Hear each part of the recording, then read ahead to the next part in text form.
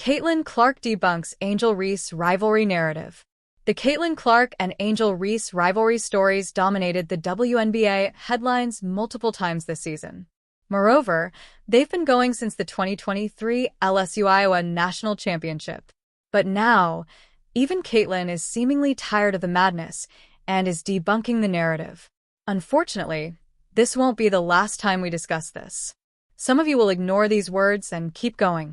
Asterisk, deep sigh asterisk. However, let the record show that the rivalry narrative has been debunked.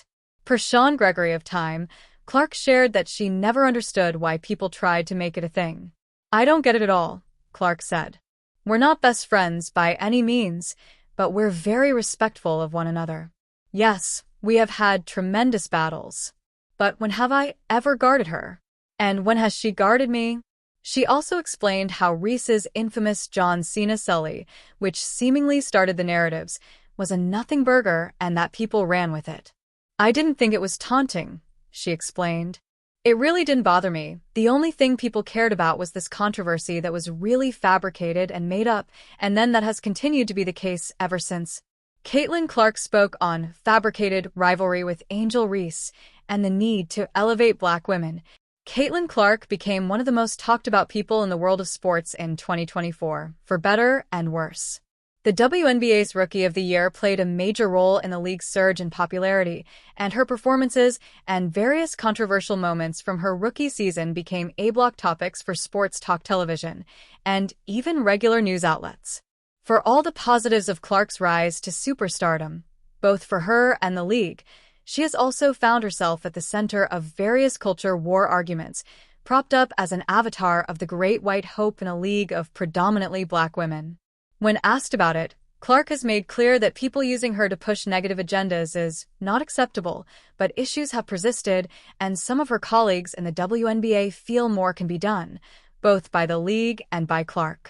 In a recent profile by Time after being named Time's Athlete of the Year, Clark addressed those issues and said there needs to be a more concerted effort to elevate Black women in the WNBA and noted she has to play a part in doing that. Clark is cognizant of the racial underpinnings of her stardom. "I want to say I've earned every single thing, but as a white person, there is privilege," says Clark. "A lot of those players in the league that have been really good have been Black players. This league has kind of been built on them. The more we can appreciate that, highlight that, talk about that, and then continue to have brands and companies invest in those players that have made this league incredible, I think it's very important. I have to continue to try to change that. The more we can elevate Black women, that's going to be a beautiful thing." Clark also addressed the rivalry with Angel Reese, which she points to as being a forced, fabricated rivalry dating back to their college days. It started when Reese's LSU squad beat Clark's Iowa team for the national title, with an iconic photo of Reese pointing to her ring finger as Clark left the court, and has continued through a rematch in last year's Elite Eight won by the Hawkeyes, and a number of contentious battles between the Fever and Sky once they entered the WNBA. Both players have insisted there's no bad blood between them, with Clark noting to Time that she's not sure how they can even be rivals given they don't ever go head-to-head on the court since they play different positions. "I don't get that at all," says Clark. "We're not best friends by any means, but we're very respectful of one another. Yes, we have had tremendous battles. But when have I ever guarded her?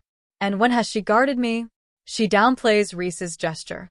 "I didn't think it was taunting," says Clark. "It really didn't bother me. It's just like, why don't you talk about them winning? Or the incredible run that we went on that nobody would have thought we would have ever gone on. The only thing people cared about was this controversy that was really fabricated and made up, and then that has continued to be the case ever since." Despite Clark's insistence there is nothing there, the Fever and Sky will meet 5 times this coming season, including in the opener, so the conversation about those two isn't going away anytime soon. In the meantime, Clark is still figuring out how to navigate superstardom and the fact that, whether she wants it or not, being the face of the WNBA comes with the unenviable responsibility of pushing the league and sport as a whole forward. That means being asked a lot about big-picture topics and some uncomfortable conversations, which Clark at least seems to be recognizing she has to be a bit more engaged in.